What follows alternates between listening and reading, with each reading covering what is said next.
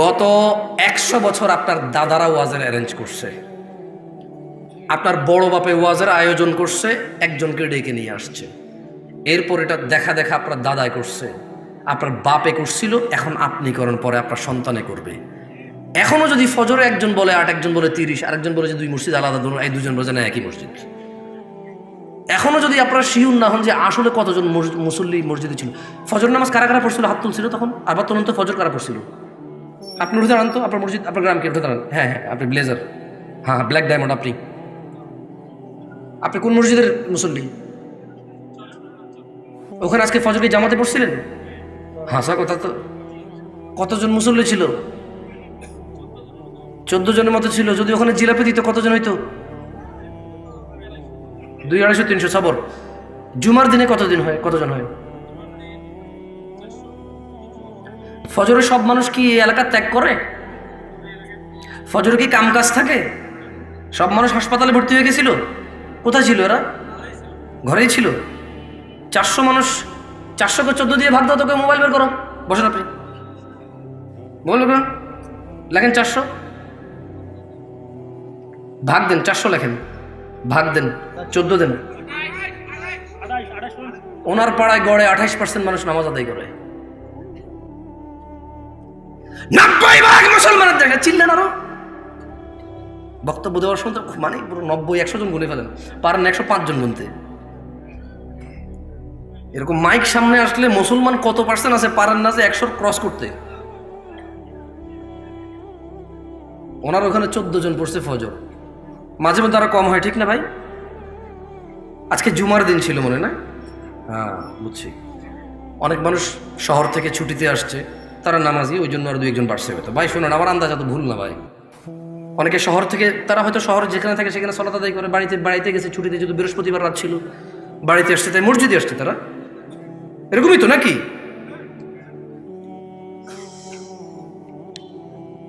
আমি কি একটা আমলের কথা শিখাই দিব আপনাদের, যে আমলটা আপনাকে কখনো জান্নাত থেকে মাহরুম করবে না, জান্নাতে যাবেনই যাবেন। তাহলে এটা শিখাই দিয়ে এখান থেকে বিদায় নিতে পারবো, রাইট? আর কি লাগবে? আপনি কি চান আল্লাহর কাছে? আল্লাহর কাছে কি চান? কি চান? তো ওই সম্পর্কে একটু জানাই দিলে তো হলো। আর তো সারা রাত ওয়াজ করে তাহলে লাভ নাই, আমাদের মূল ঠিকানা পাই গেলে তো হইল। শিরিক করা যাবে না ভাইরা আমার। না না না, আপনাকে ভুল বলছে বক্তা, যে শেষ নবীর উম্মত আমরা, নবীর উম্মত তোরা কখনো শিরিক করতে পারে না, একদম ভুল বলছে।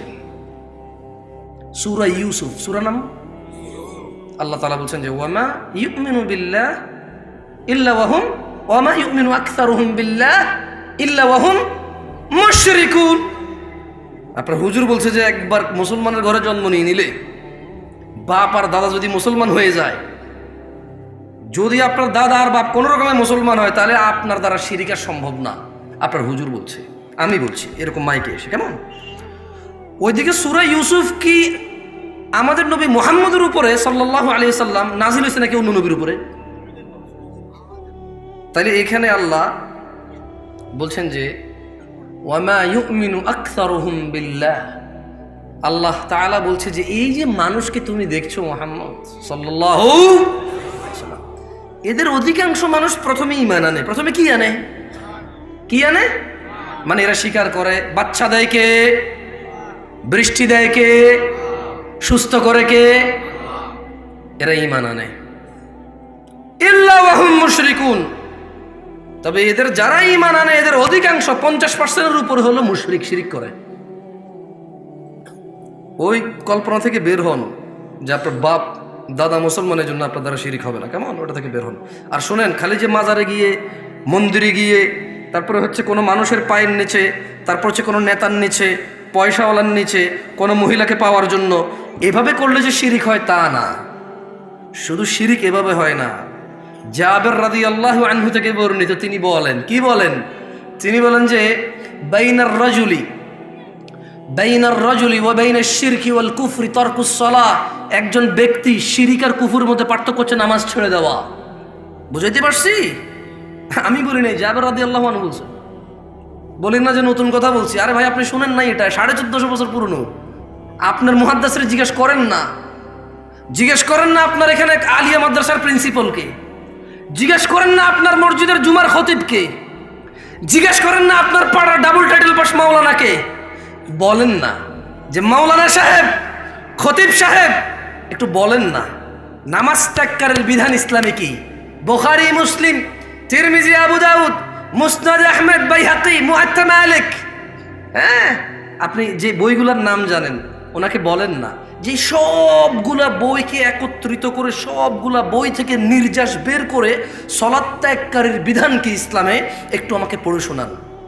আপনাকে বলতে হবে বাইনাল মুনাফিকিন, বাইনানা ওয়া বাইনাল মুনাফিকিনা শুহুদুল ইশা ওয়াস সুবহ লা ইস্তাতিউনাহুমা।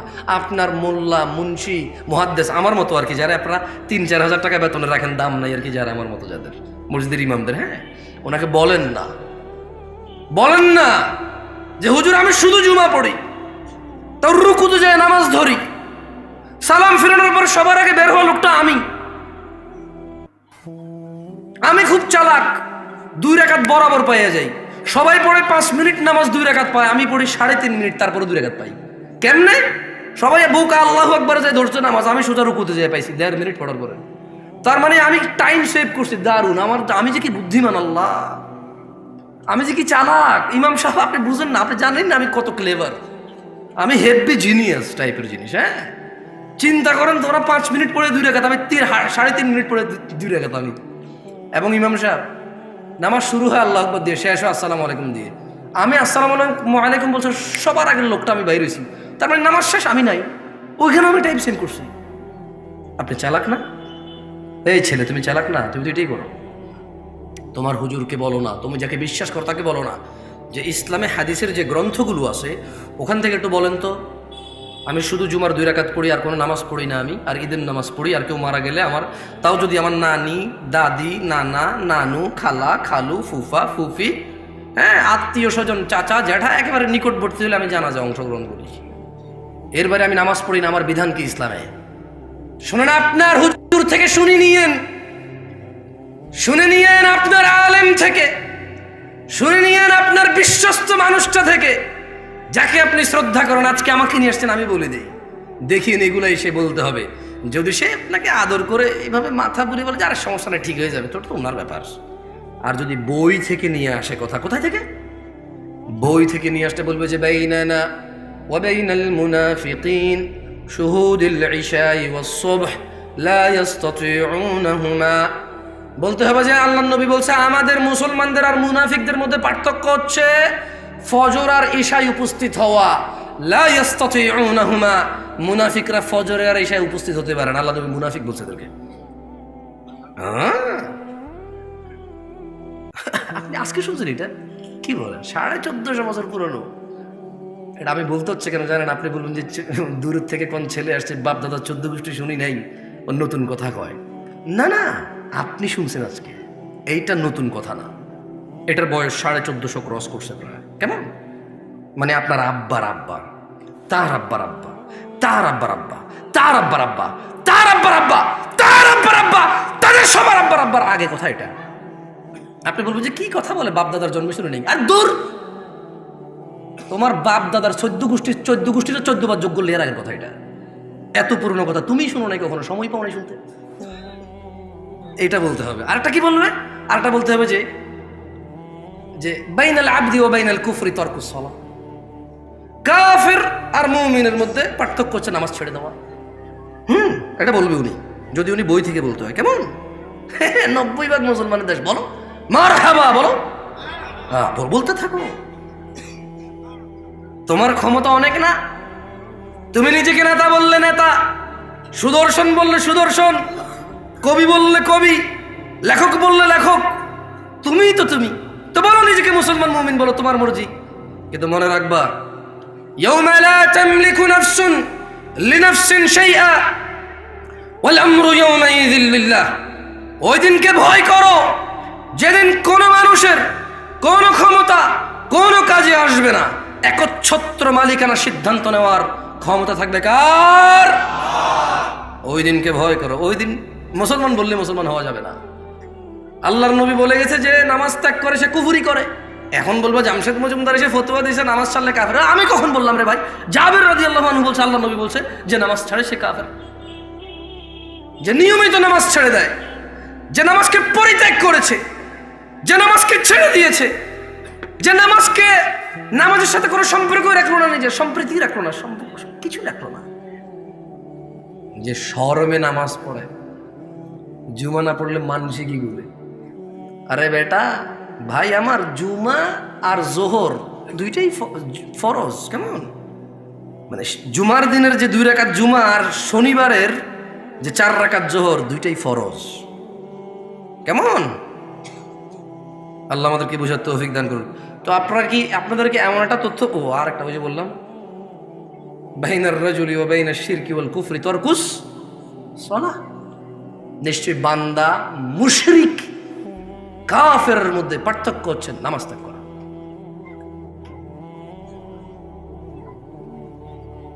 এই ছোট ভাই, তোমরা কি মেলায় আসছো? ছোট ছোট বাচ্চাগুলোকে ধমক দিয়েন না, আস্তে আস্তে কথা বলুক না। অবশ্য রাস্তার পাশে মাহফিল করতেছেন, স্বাভাবিক হবে তো, চিন্তা ছিল। মাইক্রোফোন সিস্টেমটা অতটা ভালো লাগে না, কেমন খায়ের শোনা যায় তো? আচ্ছা যাই হোক, বহু দূর থেকে আসছি। এই পুরো কাউনিয়ার সবাই যদি জান্নাতে চলে যায়, যদি আমি না যেতে পারি, এতে আমার কোনো সফলতা নাই। এই পুরো কাউনিয়ার সবাই যদি জাহান্নামের নিম্ন স্তরে চলে যায়, যদি আমি মুক্তি পেয়ে যাই, এতে আমার কোনো লস নাই। তাই এমন একটা ইবাদতের কথা, এমন একটা দুষ্কৃতির কথা, এমন একটা পাপের কথা বলে যেতে চাই, যেই পাপকে পরোয়া করলে এই রাজাঘাটের মানুষের জান্নাত হবেই হবে। আমি বলিনি, আল্লাহ বলেছে। যদি রাজাঘাটের নারী ও পুরুষরা, যদি রাজাঘাটের ধনী ও দরিদ্ররা, যদি রাজাঘাটের যুবক ও বৃদ্ধরা, সুস্থ অসুস্থরা যদি সিদ্ধান্ত নেয় এই পাপ সম্পর্কে আমরা সতর্ক হব, জীবনের শেষ নিঃশ্বাস পর্যন্ত এই পাপ থেকে বেঁচে থাকব, তবে তাদের সফলতা কেউ ঠেকাইতে পারবে না। ফামান যুহজিহা আনিন নার ওয়া উদখিলাল জান্নাহ, যেই ব্যক্তি আগুন থেকে মুক্তি পেল, জান্নাতে প্রবেশ করলো, ফাকাদ ফাজ, আল্লাহ বলছে সে জিতে গেল, সে জিতে গেল। কে জিতছে? কে জিতছে? যে আগুন থেকে বেঁচে গেল, জান্নাতে ঢুকলো, সে জিতছে। কে জিতছে? কে জিতছে? যে 3 গোল দিছে সে? কে জিতছে? বলেন বলেন, মুখস্থ করেন, ঠোঁটের মধ্যে নিয়ে আসেন, দেখেন না মুখের থেকে হৃদয় ঢোকে কিনা। কে জিতছে? নাকি যে ছক্কা মারছে? কে জিতছে? নাকি যে চাকরি পাইছে? কে জিতছে? নাকি যে নেতা হইছে? কে জিতছে? নাকি যে ব্যবসায়ী হইছে? কে জিতছে? যার বাপের 20 বিঘা জমি সে, নাকি যে আগুন থেকে মুক্তি পাইছে? সফলতা আল্লাহর কাছে জান্নাত ছাড়া আর কিচ্ছু না। এই পৃথিবীতে এমন কিছু নেই যেটা পেলে আল্লাহ মানুষকে সফল। আল্লাহ বলেছে যে আগুন থেকে রেহাই পেল, জান্নাতে প্রবেশ করলো, ফাকাদে ফাজ, সে জিতে গেল। তো ইয়া আল্লাহ, সে কত গোলে জিতলো, কত রানে জিতলো? আল্লাহ ফাজা ফাউজান আযীমা, সে পৃথিবীতে যত শ্রেষ্ঠ, এই মানুষের জন্য যত শ্রেষ্ঠ কিছু আছে সবচাইতে বড়টা জিতছে সে। এর চাইতে আর কিছু বড় নেই। লুকমান হাকিম বলেছিল, আল্লাহ মুহাম্মদ সাল্লাল্লাহু আলাইহি সাল্লামকে বলতেছেন, ওয়াইদ ক্বালা লুকমান, আল্লাহ বলল যে আর স্মরণ করুন যখন লুকমান বলেছিল তার পুত্রকে, ইয়া বুনাই ওয়া হুয়া ইয়ালি ইবনি, তার পুত্রকে যখন সে বলেছিল ওয়া হুয়া ইয়াইদুহু, ওয়াজ করতেছিল। কি করতেছিল? কি করতেছিল? আমি কি করতেছি এখানে আজকে? গত বছর এখানে কি হয়েছে? এর আগের বছর যত হুজুর আসে কি করে এখানে, যত শ্রোতা আছে কি শুনে এখানে? ওয়াজ শোনে। লোকমান হাকিম তার ছেলেকে ওয়াজ করছে।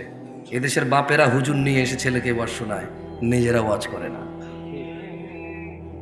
যেদিন বাপ তার ছেলেকে ওয়াজ করবে, স্বামী তার স্ত্রীকে, দাদা তার নাতিকে, নাতি তার দাদাকে, মা তার মেয়েকে, বাপ তার মেয়েকে, চাচা তার ভাতিজিকে, মামা তার ভাগ্নিকে, ভাগিনাকে, পাড়া প্রতিবেশী তার পাড়া প্রতিবেশীকে যেদিন ওয়াজ করবে, সেই দিন ওই একটা ইসলামের বিধানকে প্রস্তুত করার জন্য 2-4টা সুন্নতকে ছোট করা লাগবে না। সেদিন সবাই জেনে যাবে। কেমন? ওই ক্বালা লুকমান, স্মরণ করুন, লুকমান লিবনি তার ছেলেকে ওয়াজ করছিল। ওয়াহুয়া ইয়াইযু, তার ছেলেকে সে ওয়াজ করছিল কি? ইয়া বুনাই, ও আমার আদরের ছেলে, লা তুশরিক বিল্লাহ, তুমি আল্লাহর সাথে শরীক করিও না। ইন্না শিরকা লা যুলমুন আযীম, হে আমার ছেলে, শিরক পৃথিবীর যত অপরাধ উপস্থিত আছে সবচেয়ে বড় অপরাধ। এখন প্রশ্ন হতে পারে, 1000 লিটার মদ খেলে আর শিরিক করলে কোনটা বড় অপরাধ? এখানে কোরআনুল কারীমে সূরা লুকমানে আল্লাহ বলছে যে ইন্না শিরকা লা যুলমুন আযীম, নিশ্চয়ই শিরিক সবচাইতে বড় অপরাধ। প্রশ্ন আসতে পারে, এই দেশের নেতারা কয়েক হাজার কোটি টাকা দুর্নীতি করে নিয়ে চলে গেছে, এটা হিসেব হবে? মানুষের টাকা, কার টাকা? মানুষের টাকা, হিসেব আল্লাহ মাফ করবে না। যার টাকা মারছে তারা মাফ করবে। তারা যদি তারা মাফ না করে তাহলে তাদেরকে নেকি দিয়ে দিতে হবে। যদি ওই লোকের কাছে, নেতার কাছে আর নেকি নাই, তবে এই দেশের নেতাদের কাছে বহু নেকি আছে। বলেন তো কেন? এই মসজিদ মাদ্রাসার লোকেরা নেতার কাছে যায় 2 লাখ টাকার জন্য দাঁড়ায় থাকে। ওর বাপ কি করতে রে, তুই যে 2 লাখ টাকার জন্য গেলি, ও কোত্থেকে টাকা আনবে? এই ওর বাপ কি করতো আমি চিনি না ওর বাপেরে। ও নিজে কি করতো? এই মসজিদে 1 লাখ, ওই মাদ্রাসায় 2 লাখ, ওই স্কুলে 5 লাখ, ওই এতিমখানায় মেয়ের বিয়েতে 10 লাখ আনে কোত্থেকে রে টাকা? ওর বাপের কয় বিঘা জমি ছিল রে? ও কি ব্যবসা করে? কত ব্যবসার নাম কি?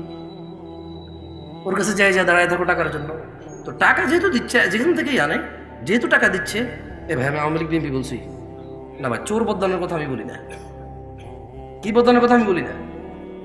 আমার কথা হচ্ছে, যে শাসনে আছে আল্লাহ তার মধ্যে যত কল্যাণ আছে তা আমাকে গ্রহণ করা তৌফিক দিক।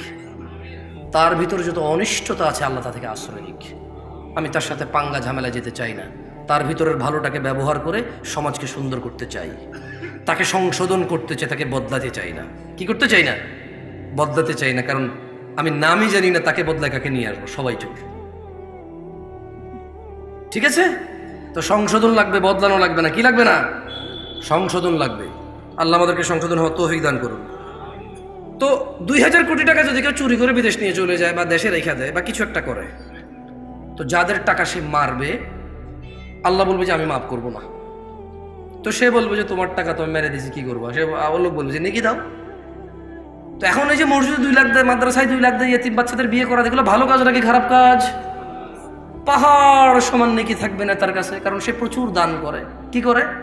ও এখানে আরেকটা কথা বলা ভালো, যদি সুনামের জন্য, দানবীর জন্য দান করে তাহলে নেকি ওটাই নাই, ওটা রিয়া হয়ে উল্টো ওটা একটা গুনায় পরিণত হবে। কেমন?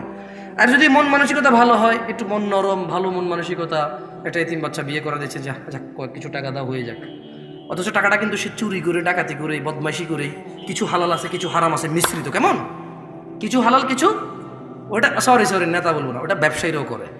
2 নাম্বার 4 নাম্বার 6 নাম্বার মালামাল বিক্রি করে নাকি করে না? গ্রামের মোড়লে করে, ওটা কিন্তু নেতা না।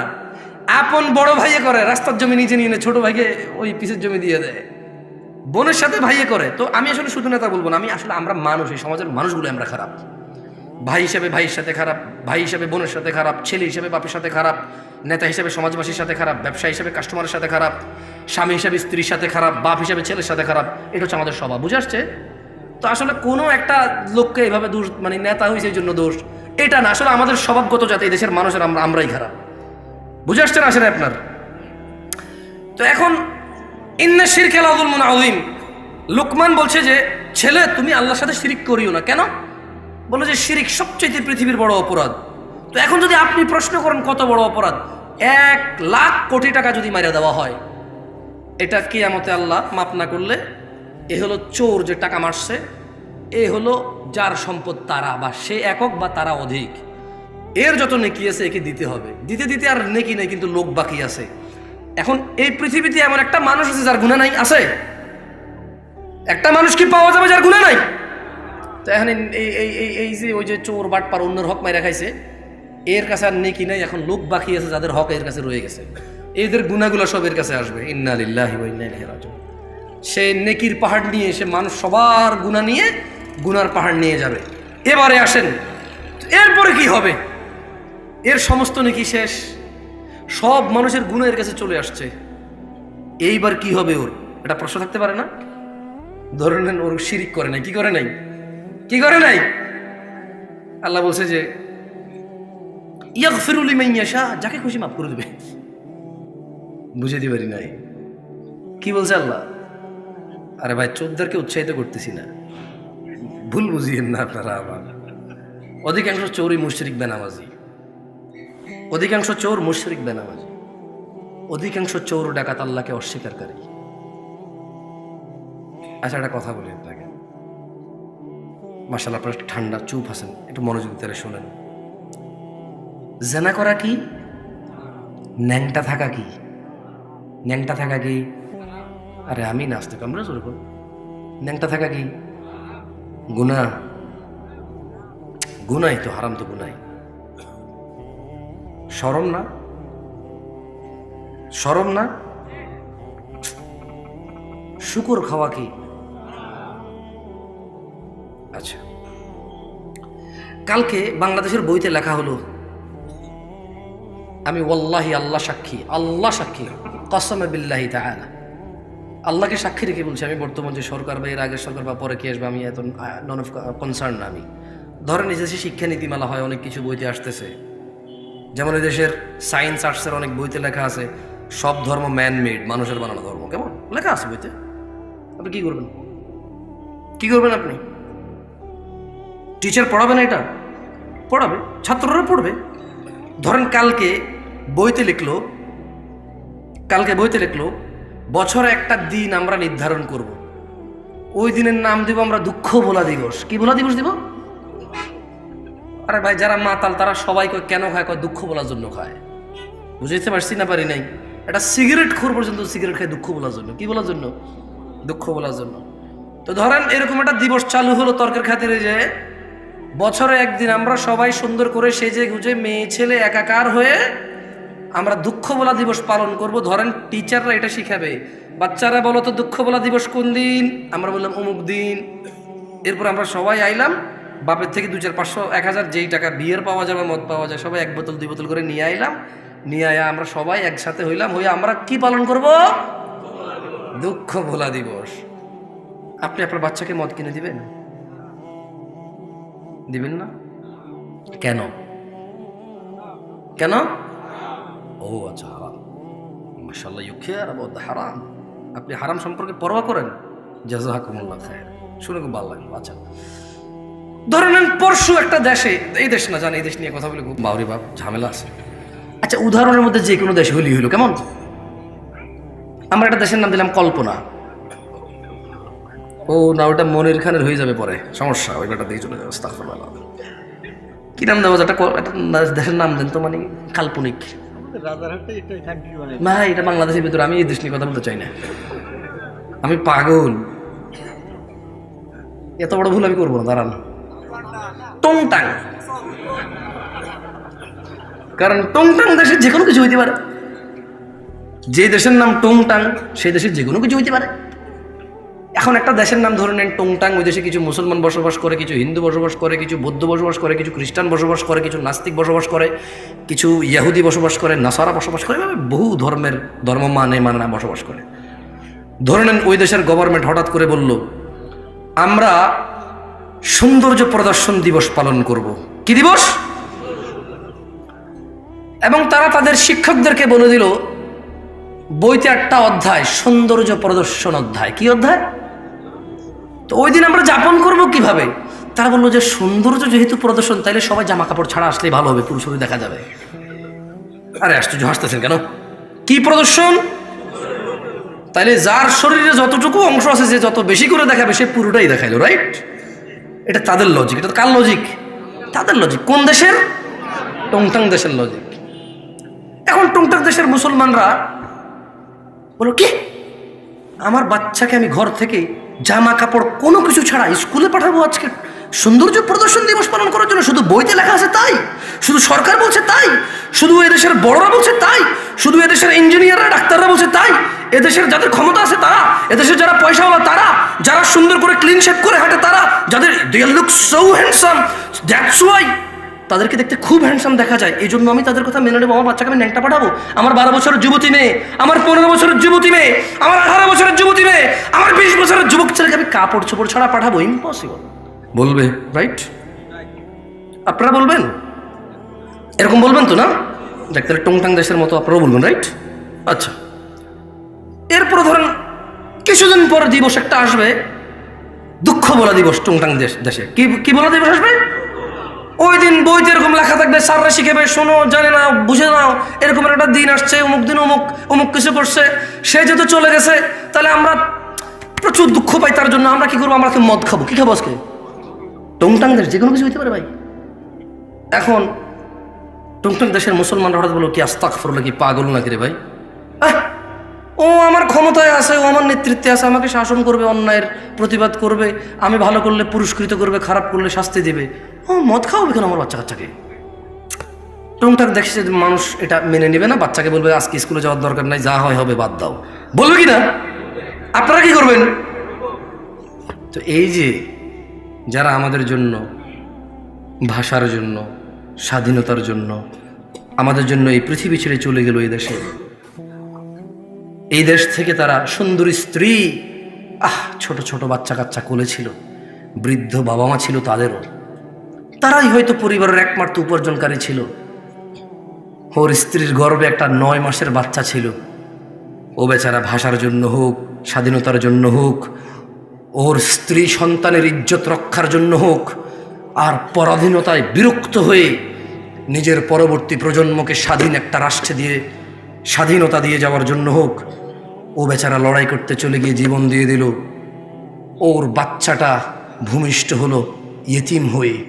ওর বাচ্চাটা পৃথিবীতে আসার আগে ইয়েতিম হয়েছে, ও জীবন বিলিয়ে দিল। এখন আপনারা বলছেন যে ওদেরকে আমরা স্মরণ করতে হবে টন টন টন টন টন টন টন গান গাইয়া। আপনারা বলতেছেন যে তারা যেহেতু আমাদের জন্য জীবন দিয়ে চলে গেছে, একটা দিন আমরা নির্ধারণ করব, ওই দিন মুসলমানের ছেলে মেয়ে একত্রিত হয়ে, একাকার হয়ে, সেজে গুজে, ফুল মাথায় দিয়ে, খোপায় দিয়ে, ছেলে তার হাতে ফুল নিয়ে, মেয়ে তার খোপায় ফুল নিয়ে যাবে, কোনো এক পাথরে দাঁড়াবে, ছবি তুলবে, জুতা নিয়ে উঠবে না, মোজা নিয়ে উঠবে না, নানা ধরনের নিয়ম থাকবে। আর সারা দিন শুধু আল্লাহ যে মিউজিককে হারাম করেছে, ইসলাম যে মিউজিককে হারাম করেছে, মদ হারাম করেছে কে? ন্যাংটা হওয়া হারাম করেছে কে? মিউজিক হারাম করেছে কে? তো টংটাং দেশের মানুষ তো মিউজিকটা আল্লাহ হারাম করেছে, এজন্য মিউজিক দিয়ে কাউকে সম্মান করবে না। আপনারা কেন করছেন? ওই টংটাং দেশের মানুষের মতো হইতে পারবেন না। এতটা বিবেকহীন হয়ে গেছে। মানে বইতে লেখা থাকবে, কেউ একজন বলবে, আচ্ছা মৃত ব্যক্তি গান বাজালে সম্মান পায়, এটা কে বলছে ভাই? মিউজিক বাজাইলে যে আমার জন্য উৎসর্গ করেছে তার প্রাণ, যে আমার মাথার মণি, যে আমার আবেগের জায়গা, আল্লাহ তাদের উপর, সবার উপর সন্তুষ্ট হলো, জান্নাত দান করুন। যার যার ইমান আমল যতটুকু ছিল আল্লাহ প্রত্যেকটুকু কবুল করুন, আর আল্লাহ তাদের সাথে ইনসাফ করুন। যেহেতু আমরা জানি না এখানে হিন্দু, বৌদ্ধ, মুসলিম সবাই ছিল, আল্লাহ ইনসাফ করুন। আল্লাহ কি করুন? কেউ শ্রোতার মধ্যে কথা বলবেন না, পরিবেশ একদম নষ্ট করবেন না।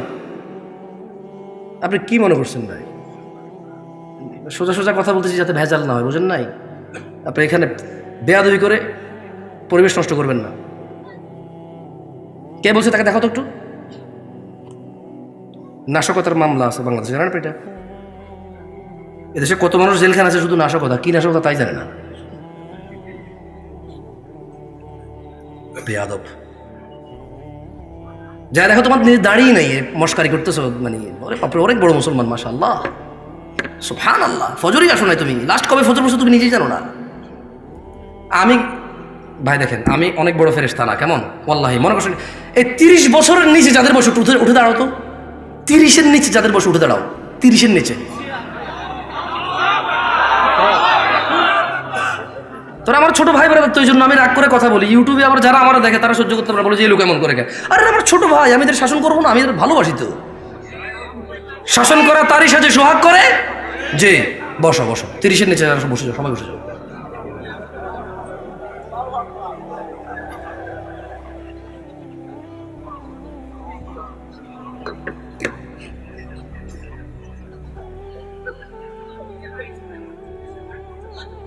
জেনে নাও ছোট ভাই, আমি তোমাকে ভালোবাসি। এখানে আমি অনেক বিষয় নিয়ে আলোচনা করতে পারি না, আমি অনেক জ্ঞানী বলছি না, তবে 2-4টা বিষয় আছে যেটা নিয়ে করতে পারি। কিন্তু আমি আজকে এই কি বললেন এই গ্রামের নাম, রাজারহাটে, আজকে আমি আলোচনার বিষয়ে চয়েস করেছি এমন একটা বিষয়, যে বিষয় তোমাকে জান্নাত দিবেই দিবে তুমি পরোয়া করলে। কথা বলছিলাম, লুকমান তার ছেলেকে ওয়াজ করছিল, লা তুশরিক বিল্লাহ, আল্লাহর সাথে শরীক করিও না, ইন্নাশ শিরকা লাযুলমুন আযীম, শিরক সবচাইতে বড় পাপ। কত বড় পাপ! এই পৃথিবীর সমস্ত জিন আর মানুষ একত্রিত হয়ে যদি কোনো পাপ রটনা করে, এর চাইতে বড় পাপ শিরক। কত বড় পাপ! ছোট্ট একটা উদাহরণ দিয়ে, যদিও এই উদাহরণ কিচ্ছু না, ওয়াল্লাহি এই উদাহরণ একেবারে মিলবে না, তবুও দিচ্ছি। একটা লোক পুরুষ, একটা লোক মহিলা, এই পুরুষ এই মহিলাকে বিয়ে করেছে, বুঝে আসছে? এখন তারা স্বামী স্ত্রী। এখন এ মহিলা জোরে জোরে কথা বলে, এই পুরুষ তাকে বলে যে তোর এত জোরে কথা বলে আমার ভালো লাগে না রে।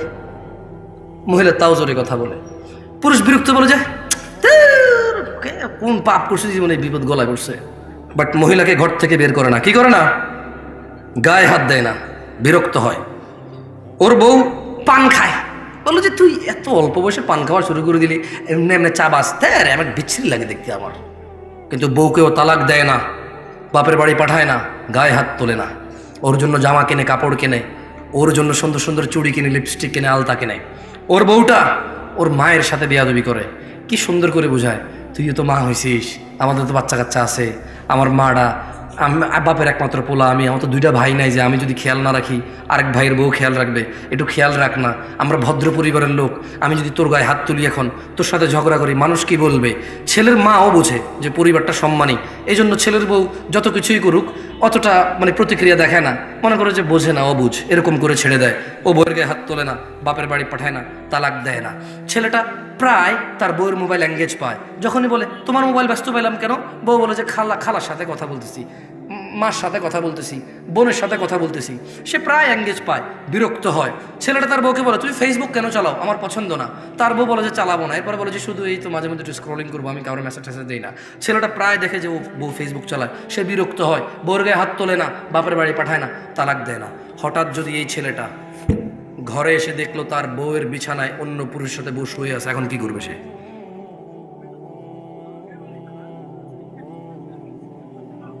কেন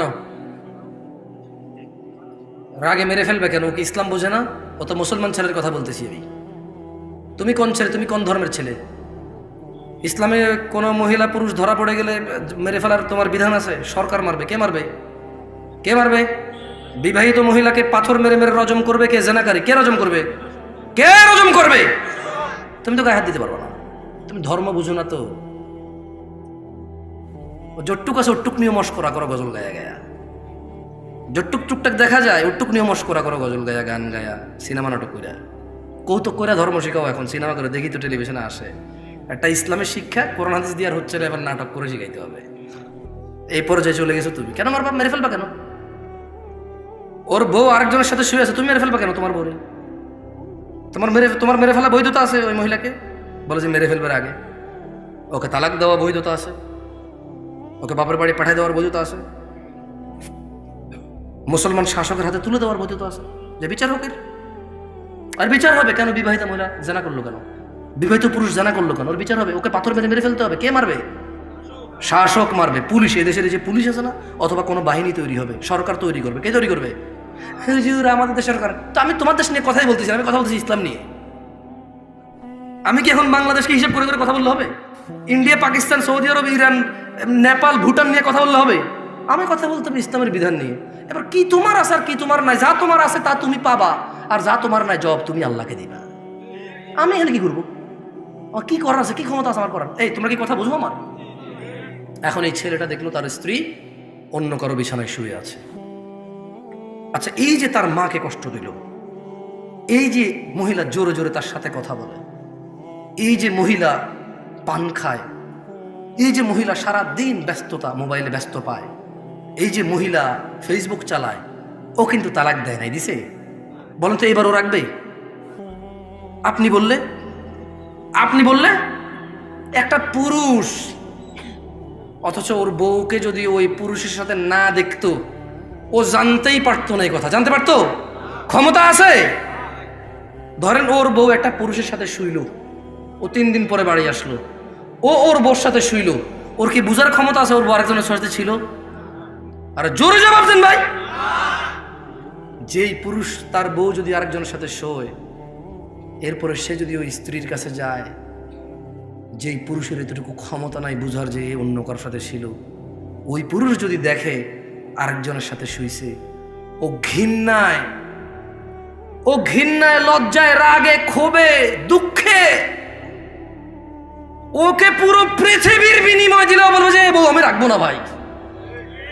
যার ভিতরে ন্যূনতম লজ্জাবোধ আছে, গায়রাত আছে, গায়রাত মানে বোঝেন আত্মমর্যাদা, কি মর্যাদা, সে রাখবে না। তো বলবো যে ভাই এত কিছু জানি না, আমি জুলুমের শিকার হয়ে গেছি, ওর মোহর কত 20 লাখ, এ ভাই একটা কিডনি খুল লইয়া যায়, এটা সরা, দেখলে আমার মেজাজ গরম হয়। আল্লাহ এরকম বলবে। যার ভিতরে ন্যূনতম আত্মমর্যাদা আছে সে বলবে যে 20 লাখ তো নাই, কিডনি একটা নিয়ে যা, 2 কিডনি লাগে না, 1 কিডনি বাঁচা যায়, ওরে নিয়ে বাঁচা যাবে না ভাই, কিডনি ছাড়া বাঁচা যাবে গ্যারান্টি আছে, ওর সাথে বাঁচবো না। ও আমাকে ধোকা দিছে, ও আমার বংশ মর্যাদা নষ্ট করছে, ও আমার বংশ নষ্ট করে দিছে। এখন যে বাচ্চাটা আছে এটা কি আমার না আমার, আমি সেই সন্দেহে আছি। ও আমার আগামী প্রজন্ম ধ্বংস করে দিছে, আমার আগামী প্রজন্মের যে বাতি আমার, সেই বাতি আমার কিনা আমি জানি না, আমি এতটা দুঃখে আছি। এবং যে নিষ্পাপ সন্তানটা আছে ওর ঘর থেকে হইছে, ওকে বিদায় করে দেওয়ার পর ওই বাচ্চাটাকে দেখলে আমার ওর কথা মনে পড়বে, আর আমি সন্দেহে থাকবো এটা কি আমার বাচ্চা না অন্য কারো। ওকে সরাও, কিডনি নিয়ে যাও, ওকে সরাও, 1 কিডনি দিয়ে বাঁচা যায়। ও আমার আগামী প্রজন্ম ধ্বংস করে দিছে, ও আমার বংশের বাতি শেষ করে দিছে, ওকে সরাও। সেই জায়গায় শিরিক আল্লাহ কিভাবে মাফ করবে? অথচ তিনি জানে ওয়া খালাকাক, তিনি তোমাকে সৃষ্টি করেছে কোথায় থেকে? 1 বিন্দু তুচ্ছ পানি থেকে, যেটা তোমার বাপের পাজরের হাড়ে ছিল, এই পিছনের হাড়ে ছিল যে পানিটা, ধাক্কা দিয়ে যে পানিটা বের হয়, যে পানিটা যে কারো হাতে লাগলে গোসল করতে হয়, এইভাবে ঘিন ঘিন করে টিস্যু দিয়ে মুছে ফেলবে, এমন তুচ্ছ পানি হতে তোমাকে সৃষ্টি করছে। তুমি তো মনে করো তুমি জোয়ান, তোমার বাপ জোয়ান ছিল না, তুমি মনে করো তুমি জোয়ান থেকেই যাবা, ছোট ভাই আমার, তুমি আর বৃদ্ধ হবা না, খবরদার। আন আবি বকর রাদিয়াল্লাহু আনহু قال, আবু বকর রাদিয়াল্লাহু আনহু থেকে বর্ণিত তিনি বলেন, قال النبي صلى الله عليه وسلم, আল্লাহর রাসূল সাল্লাল্লাহু আলাইহি সাল্লাম বলেছেন, আলা উনাব্বিউকুম বিআকবারিল কাবাইর, ও আমার উম্মতরা, তোমাদেরকে কি আমি বলে দেব পৃথিবীর সবচেয়ে বড় অপরাধ কি? ক্বালু বালা ইয়া রাসূলুল্লাহ, সাহাবারা সবাই বললেন, হ্যাঁ আল্লাহর রাসূল আপনি বলে দেন না, এই পৃথিবীতে যত অপরাধ আছে সবচেয়ে বড় কোনগুলা? উনি বললেন সালাসান, 3 বার আল্লাহ নবী বলল, আমি কি তোমাদের বলে দেব পৃথিবীর বড় অপরাধ কোনটা? আবার বলল, আমি কি তোমাদের বলে দেব না পৃথিবীর বড় অপরাধ কোনটা? আবার বলল, আমি কি তোমাদের বলে দিব না এই পৃথিবীর সবচেয়ে বড় অপরাধ কোনটা? 3 বার বললেন।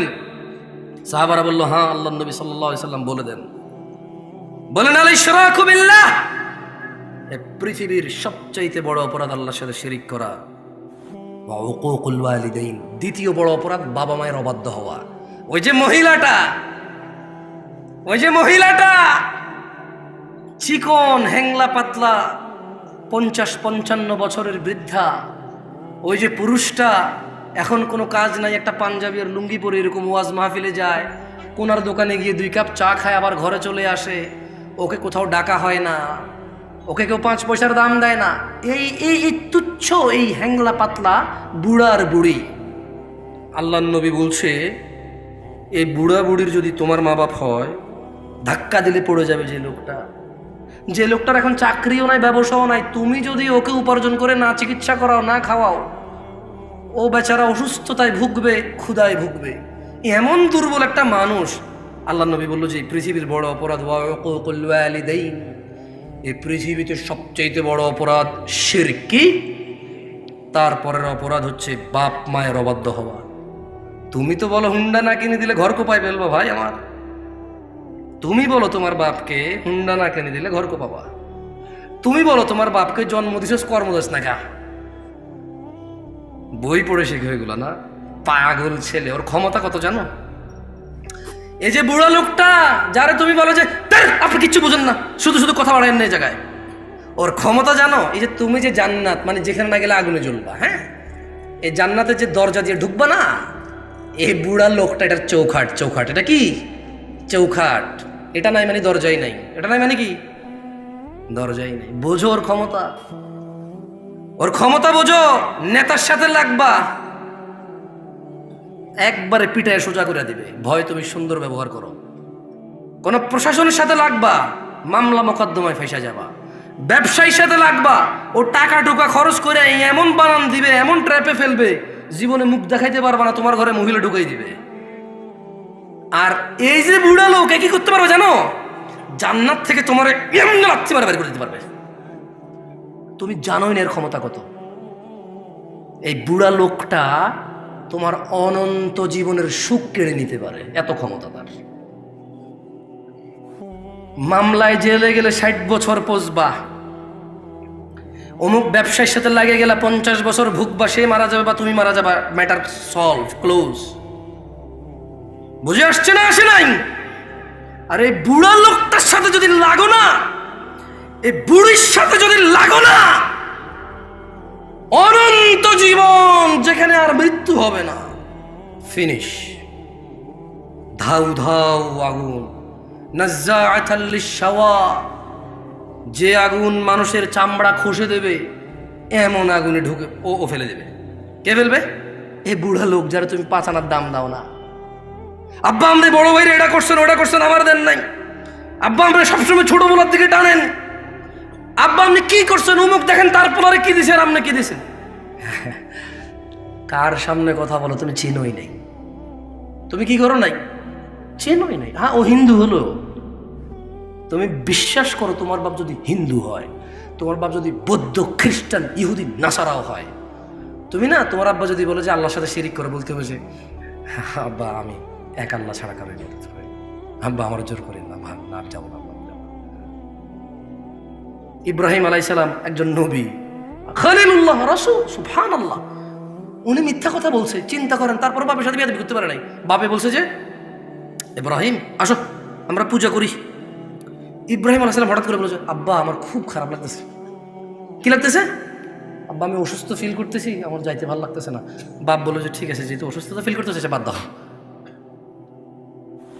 ওহি পাঠায় কে? উনি খলিলুল্লাহ, আল্লাহর বন্ধু। কার বন্ধু? আল্লাহর বন্ধু। উনার ওরস, মানে উনার জন্মে একটা ছেলে আসছে যার পানি লাগতো, কান্নাকাটি করতেছিল। সুবহানাল্লাহ, আল্লাহ জমজম দিয়ে দিছে ওখানে। কি দিছে? মানে ইব্রাহিম আলাইহিস সালাম কে ভাই? ছোট ভাই আমার, তুমি ইব্রাহিম আলাইহিস সালামের পরিচয় জানো? আরে না, তুমি জানো না তো। আরে তুমি জানো না ইব্রাহিম আলাইহিস সালাম কি কে? উনি ওনার স্ত্রী আর সন্তানকে রেখে মরুভূমিতে চলে গেছে। আল্লাহ খলিল, ইব্রাহিম আলাইহিস সালাম আল্লাহর বন্ধু। বন্ধুর বউ বাচ্চা কষ্ট পাচ্ছে, আল্লাহ ওখানে জমজম দিল। তো জমজমের পানির গুণাগুণ কি? এতে খাদ্য আছে, পানিও আছে। মানে তুমি কলা খেলে যেরকম খাদ্য হয়, ভাত খেলে যেরকম খাদ্য হয়, পানি খেলে যেরকম 30টা মেটে পানি হয়, জমজমের পানিতে খাদ্যের গুণাগুণও আছে, পানির গুণাগুণও আছে। তুমি বুঝছো? মানে কারণ তো মরুভূমি তো কিচ্ছু নেই, তো এই পানি খেয়ে বেঁচে থাকতে হবে। সুবহানাল্লাহ, এত ভালোবাসে আল্লাহ ইব্রাহিম আলাইহিস সালামকে। এত ক্ষমতাবান মানুষ, এত ক্ষমতাবান মানুষ। বাপ বললো যে চলো পূজা করবা। আব্বা আমার খুব খারাপ লাগতেছে। বললো যে আরে আমার ছেলেটার খারাপ লাগতেছে, আচ্ছা ঠিক আছে যাও। তুমি বুঝছো? বলা যাবে না আব্বা আপনি মুশরিক, আর তুমি বলো যে আব্বা আপনি বেকার, আব্বা আপনি জুয়া খেলেন, বাপারে মারতে যাও। তুই কি করছস? জুয়া খেলছো সারাদিন। আমার ও আল্লাহর বান্দা, জুয়া কি তোর সাথে অপরাধ রে? জুয়া তোর সাথে অপরাধ? তোর বাপের, তোর বাপ নেশা করে, তোর সাথে অপরাধ বেটা? হ্যাঁ, এই নেশাখোরটারই তো খাচ্ছিস এখন পর্যন্ত, এই জুয়ারিটা তো খাচ্ছিস এখন পর্যন্ত। এখন পর্যন্ত যে বিয়ে করতে যাবি না, ওর পোলা হিসেবে তোর কাছে মেয়ে বিয়ে দিবে মানুষ। তোর অত যোগ্যতা নেই রে, তোর মেয়ে দিবে কেউ। এই এত খারাপ মানুষটা এখনো তোর ছত্র ছায়া আছে, তোর ছায়া হয়ে আছে রে।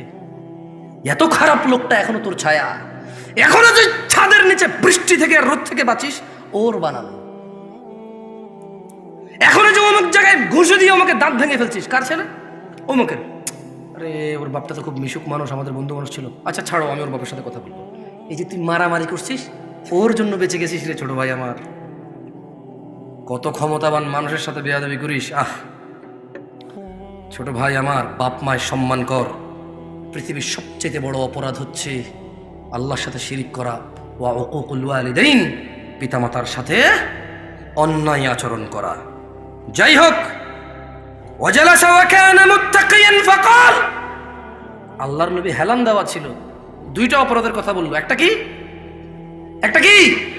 আরেকটা কি? তৃতীয় একটা অপরাধের কথা বলতে গিয়ে ওয়াখানা ওয়াজালাসা ওয়াখান, উনি এভাবে হেলান দিয়ে বসা অবস্থায় এই দুটা বলছে। কিভাবে হেলান দেওয়া অবস্থায়? যে কোনো ভাবে উনি হেলান দেওয়া ছিল, ঠিক আছে?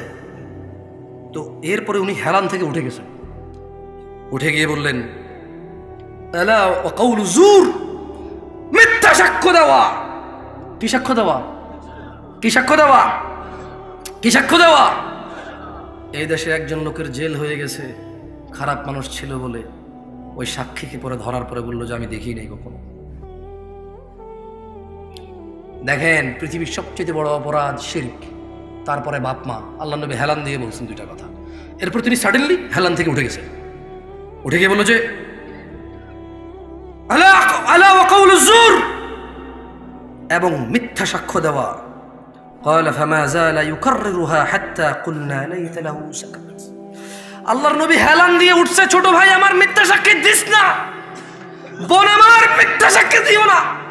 আল্লাহর নবী হেলান থেকে উঠে গিয়ে বলল মিথ্যা সাক্ষী দেওয়া, মিথ্যা সাক্ষী দেওয়া, মিথ্যা সাক্ষী দেওয়া, মিথ্যা সাক্ষী দেওয়া, মিথ্যা সাক্ষী দেওয়া।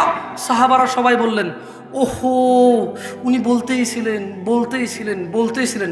আমরা সবাই ইতস্ত বোধ করলাম যে আহা, এইবার যদি আল্লাহর নবী একটু চুপ করতো, এইবার যদি আল্লাহর নবী একটু নীরব হইতো।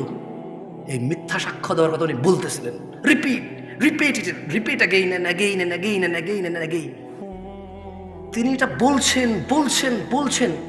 সাহাবারা ভাবতে বাধ্য হলেন, ও আল্লাহ নবীর কষ্ট হচ্ছে, বলতেছে যদি উনি একটু এবার বন্ধ করতে বলা। মিথ্যা সাক্ষ্য দেওয়া এত বড় অপরাধ, বুঝে আসছে? কিরে, এতে ওইটা বেশিরভাগ ছোট পোলা পানি করে, এগুলা ঢিল মারছে গাছের নামে, পড়ছে যায় জানালায়, ভেঙে গেছে গ্লাস। তো বাড়িওয়ালা বলেছে কে মারছে, তুই দেখছিস? বলেছে আমি দেখিনি। কি বলে আমি দেখিনি। ছোট ভাই, মিথ্যা সাক্ষ্য দেওয়া পৃথিবীর বড় অপরাধ। যাই হোক, আমি আমার বক্তব্য লম্বা করব না, তবে একটা কথা বলছিলাম যে তোমাদের একটা অপরাধের কথা বলে যাবো, যে অপরাধ তোমাদেরকে কখনোই জান্নাতে নিয়ে যাবে না। আর তোমাদের এই একই অপরাধের কথা বলে দেবো, বলছিলাম যে অপরাধ তোমাকে জান্নাতে, যে আমল তোমাকে জান্নাতে নিয়ে ছাড়বে। কি জান্নাতে যেতে রাজি আছো? কারা কারা জান্নাতে যেতে রাজি? আল্লাহ আমাদের কবুল করুন। শোনো আমার ভাইরা, যে অপরাধ ক্ষমা হবার নয়, দেখো ওই যে বললাম দুর্নীতি, চাঁদাবাজি, মিথ্যা, বহুত কিছু অপরাধ আছে, একটা অপরাধ ক্ষমা হবে না। আল্লাহ বলছে ইন্নাল্লাহ, নিশ্চয়ই আল্লাহ, লা ইয়াগফির, ক্ষমা করবে না, আইয়ুশরাকা বি, যে আল্লাহর সাথে শিরিক করে, ওয়া ইয়াগফির, ক্ষমা করে দেবে, ক্ষমা করে দিতে পারে, ক্ষমা করবেন ওনার ইচ্ছা, মা দুনা যালিক, পৃথিবীতে যত অপরাধ আছে, লিমান ইয়াশা, ওনার ইচ্ছা, যে কোনো যত খুশি অপরাধ মাফ করবেন, শিরিক ছাড়া। ওয়া মান ইউশরিক বিল্লাহ, যে আল্লাহর সাথে শিরিক করলো, ফাকাদ দাল্লা দালালান বাঈদা, সে সবার চাইতে বেশি পথভ্রষ্ট হলো। দ্বীনি ভাইরা, তাওহীদের দিকে ফিরে আসুন। আল্লাযীনা আমানু ওয়া লাম ইয়ালবাসু ঈমানাহুম বিযুলমিন উলাইকা লাহুমুল আমন ওয়া হুম মুহতাদুন। হিদায়াত প্রাপ্ত কেউ নয় এই পৃথিবীতে, কোন মোল্লা, মুন্সি, গাজী, হাজী, মুফতি, মুহাদ্দিস, সাধারণ অসাধারণ, পুরুষ নারী ধনী দরিদ্র, কেউ হিদায়াত প্রাপ্ত নয় ওই ব্যক্তি ছাড়া। আল্লাহ বলছে যারা ঈমান আনছে। কি আনছে? এরপরে বললেন যে এবং তাদের ঈমানের সাথে শিরিককে যুক্ত করে নাই। দেখছেন সূরা ইউসুফে বলছে ঈমান আনার পর শিরিক করে, রাইট? সূরা ইউসুফে কি বলছে?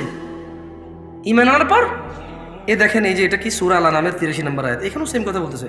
তার মানে মুসলমান হওয়ার পরেও মানুষ শিরিক করার সম্ভাবনা, মুসলমান হওয়ার পরও শিরিক করার কি? তো নাইলে আল্লাহ কেন কোরআনে বলতেছে সূরা আল আনামে যে আল্লাযীনা আমানু, যারা ঈমান আনে, ওয়ালাম ইয়ালবিসু ঈমানাহুম বিযুলম, এবং তাদের ঈমানের সাথে শিরিক করে না, উলাইকা লাহুমুল আমন, নিরাপত্তা তাদের জন্য যারা ঈমানের মধ্যে শিরিক করে না, ওয়া হুম মুহতাদুন, এবং এরাই হেদায়েত প্রাপ্ত যারা ঈমানের সাথে শিরিক করে না। দিনী ভাইরা, আমি বক্তব্য লম্বা করব না, শেষ করে চলে যাব, অনেক দূরে যাব। আপনারা অনেক দূর থেকে আসছেন অনেকে মনে হয়। দেখেন শিরিক যদি না বুঝে আসে আপনার, আমি আপনাকে আবারও একটা হাদিস, কয়টা হাদিস? একটা হাদিস আমি আপনাকে পড়ে শোনাই, এখান থেকে বিদায় নিতে চাই। আপনারা আমার মুখে মুখে গিয়ে হাদিসটা পড়বেন তো ঠিক আছে। শোনেন, মক্তবে পড়ছেন কারা কারা? হাত তোলেন তো। মক্তবে মক্তবে মক্তবে পড়ালেখা করছেন? মাশাআল্লাহ মাশাআল্লাহ, তাইয়্যিব তাইয়্যিব। শোনেন, বলেন আন, জোরে, আন সাঈদ ইবনুল মুসাইয়িব রাদিয়াল্লাহু আনহু আন্না রাসূলুল্লাহি সাল্লাল্লাহু আলাইহি ওয়াসাল্লাম قال, বলেন সাঈদ ইবনুল মুসাইয়িব রাদিয়াল্লাহু আনহু থেকে বর্ণিত, তিনি বলেন আল্লাহর রাসূল বলেছেন সাল্লাল্লাহু আলাইহি ওয়াসাল্লাম। আমি গজল বেশি একটা পছন্দ করি না, কেন জানেন? কারণ গজলে নবী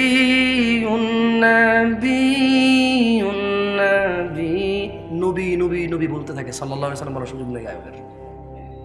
গায়কের কি বলার সুযোগ নাই? কারণ সুর মিলাতে চাইলে সুর পাল্টে যাবে। কি পাল্টে যাবে? আচ্ছা, এখানে তো আলেম ওলামারা আছেন, বলেন তো আল্লাহ নবী সাল্লাল্লাহু আলাইহি ওয়াসাল্লামের নাম আসলে দুরূদ পড়তে হয় কিনা? হয় কিনা?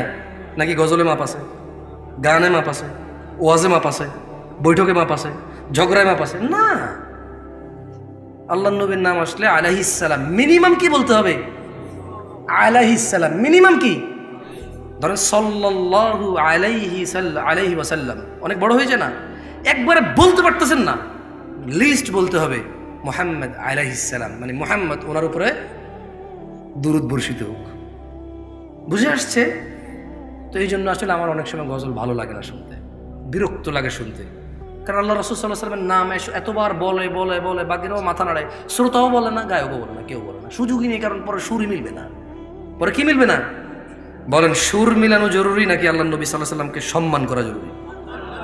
যাক, বলেন বাইনানা ওয়া বাইনাল মুনাফিকিন, বাইনানা ওয়া বাইনাল মুনাফিকিনা, জোরে বলেন সবাই, শুহুদুল ইশা ওয়াস সুবহ লা ইস্তাতিউনাহুমা। এখানে বলছে যে আল্লাহ নবী সাল্লাল্লাহু আলাইহি ওয়াসাল্লাম বলেছেন মুসলমান আর মুনাফিকের মধ্যে পার্থক্য হচ্ছে ফজর আর ইশায় উপস্থিত হওয়া, মুনাফিকরা পারে না। এবার বলেন আন জাবির রাদিয়াল্লাহু আনহু, জাবির রাদিয়াল্লাহু আনহু থেকে বর্ণিত, তিনি বলেন, একটু জোরে বলেন, মুখস্থ করুন এটা। আমি চলে যাব, গত বছরও আসছে, আগামী বছরও আসবে, কোনো লাভ হবে না আপনার আমার। একটু মুখস্থ করেন, দেখেন কোনোদিন যদি কাজে চলে আসে। কেমন অনেক সময় দেখেন এটা নাট পড়ে আছে, কোনো কাজে লাগে না, হঠাৎ এক জায়গায় লেগে যায়। এবং যেই জায়গায় লাগে এই জায়গায় মানে আপনি নাইলে যে কি হইতো আল্লাহ জানে, নাইলে যে কি হইতো আল্লাহ জানে।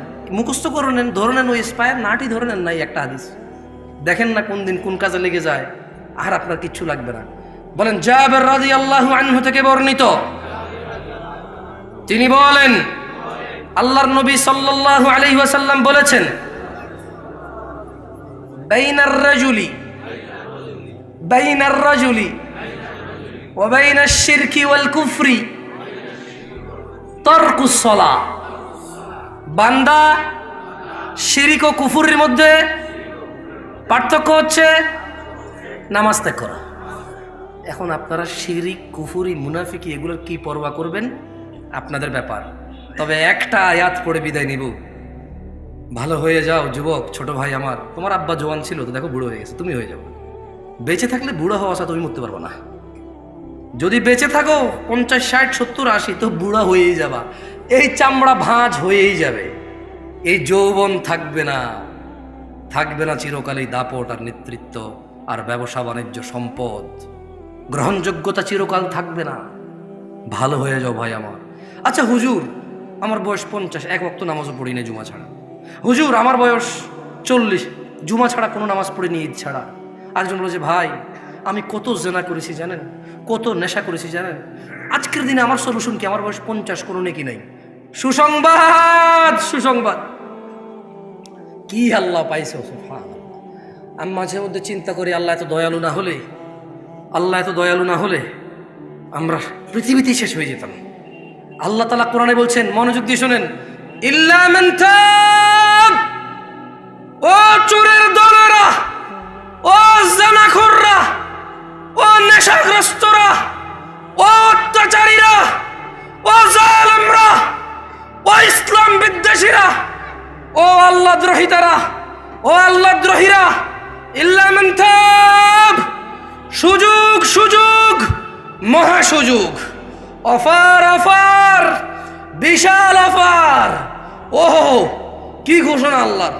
অতঃপর যেই ব্যক্তি অন্যায়, চুরি হোক, যা হোক, নেশা হোক, জানা হোক, যে কোনো অন্যায় হোক, ইল্লা মান তাব, অন্যায় যত হোক, যে ব্যক্তি অন্যায় থেকে তওবা করলো, ফিরে আসলো, ও আমানা, আল্লাহর প্রতি ঈমান আনলো, ও আমিলা আমালান সালিহা, অপরাধ জমিন থেকে আসমানের মেঘমালা, অপরাধ জমিন পরিপূর্ণ হয়ে আছে, অপরাধ সাগরের অতুলনীয় জায়গায় পৌঁছে গেছে। আল্লাহ বলছে, খালি ফিরে আয় রে, তোর অপরাধ কতটুক, কতটুকু অপরাধ তোর, ফিরে আয়, মাপ চা, ঈমান আন, ভালো কাজ কর। তো বয়স তো 70 হয়ে গেছে, 35 হয়ে গেছে, 40 হয়ে গেছে, ডেলি একটা মেয়ের সাথে শুয়েছি, ডেলি 2 লিটার মদ খাইছি। আল্লাহ, ফিরে আসলে হবে? আল্লাহ বলছে, আরে শোন, যদি তুই ফিরে আসস, ঈমান আনস, ভালো কাজ করস, এগুলো তোর গুনাহ পৃথিবী সমান। ফাউলাইকা ইউবাদদিল, আল্লাহ তোর গুনাহ এগুলাকে মাপ তো করবে, করবে। সব গুনাহকে ইউবাদদিলুল্লাহ সাইয়্যাতিহিম হাসানাত, তোর সব গুনাহকে, তোর নেকি নেই, তুই বয়স কম, মরে যাবে কিছুদিন পরে, বা তুই জানিস না 20 বছর বয়সে মরতে পারিস, তোর তো আমল নাই, তো তোর সব গুনাহকে আমি আল্লাহ নেকিতে পরিবর্তন করে তোর নেকির পাল্লা দিয়ে দেবো। আল্লাহ, এটা কোনো হাদিস না যে আপনি জাল বলবেন, এটা কোনো হাদিস না আপনি দঈফ বলবেন, এটা কোনো হাদিস না আপনি তর্ক বিতর্কে লেগে যাবেন। এটা সূরা, কোরআনের আয়াত, একেবারে আমি ব্যাখ্যাও করি নাই। আল্লাহ বলছে, ইল্লা মান তাব, অতঃপর যে তওবা করে, ও আমানা, ঈমান আনে, ও আমিলা আমালান সালিহা, ভালো কাজ করে, ফাউলাইকা ইউবাদদিলুল্লাহু সাইয়্যাতিহিম হাসানাত, আল্লাহ তার সকল গুনাহকে নেকিতে পরিবর্তন করবে। এবার এই অফার আপনি নেবেন কিনা এটা আপনার ব্যাপার। তবে এই অফার পেতে হলে কি করতে হয়? প্রশ্ন, তওবা কেমনে করে? প্রশ্ন, তওবা কেমনে করে? গুনাহ কেমনে নেকিতে পরিবর্তন করব? শুধু মা আপনার এটি নেকি হয়ে যাবে। ধরে নেন বাংলাদেশ সরকার বলল, কার কাছে কত জাল টাকা আছে, 30শে ফেব্রুয়ারি 2024 এর মধ্যে সমস্ত জাল টাকা এনে জমা দাও, সেম সেম আসল টাকা নিয়ে যাও, তবে আর কখনো জাল টাকা বানাইতে পারবা না, যদি বানাও মৃত্যুদণ্ড, যদি বানাও কি। এখন এক লোক বলল যে, এই যে বললো সমস্ত জাল টাকায় আসল টাকা দিবে, আমার কাছে 20,000 কোটি টাকা আছে জাল টাকা। ধরেন গভর্নমেন্ট বললো যে ডাজেন্ট ম্যাটার, যত আছে 20,000, 50,000, 1 লাখ কোটি টাকা থাক, ডাজেন্ট ম্যাটার, তবে আজকে এখানে জমা দিতে হবে। এই টাইমের ভিতরে জমা দিলে তোমার এই যত টাকা জাল আছে অত টাকার বিনিময়ে আসল টাকা দেবে সরকার, এবং এরপরে আর তোমাকে কি করবে, যদি এরপরে অপরাধ করো মৃত্যুদণ্ড, এরপর অপরাধ করো কি। এখন বললো 50,000 কোটি টাকা, কেউ কি মিস করবে এটা? আল্লাহ এরকমই বলতেছে যে যত অপরাধ আছে, শর্ত হচ্ছে বেঁচে থাকা অবস্থায় মাপ চাইতে হবে। কখন? শর্ত কি? কেউ কি বলতে পারেন কে কতদিন বাঁচবেন? আমি পারি না। ভাই আপনি বলতে পারেন কতদিন বাঁচবেন? তুমি? আরে কি করে, ডিজিটাল দেশে কেউ জানে না কবে মরবে। আফসোস, তো কি শিখলা? বুদ্ধি কি তেলে তোমার? তুমি এত বিচক্ষণ মানুষ, কবে মরবে না একটু পরে সম্ভব হতে পারে? একটু পরেই হয়ে যেতে পারে। এখানে বসা অবস্থায় হতে পারে, এই বক্তা এখানে দাঁড়ানো অবস্থা হইতে পারে, এই শ্রোতা এখানে বসা অবস্থা হইতে পারে মৃত্যু।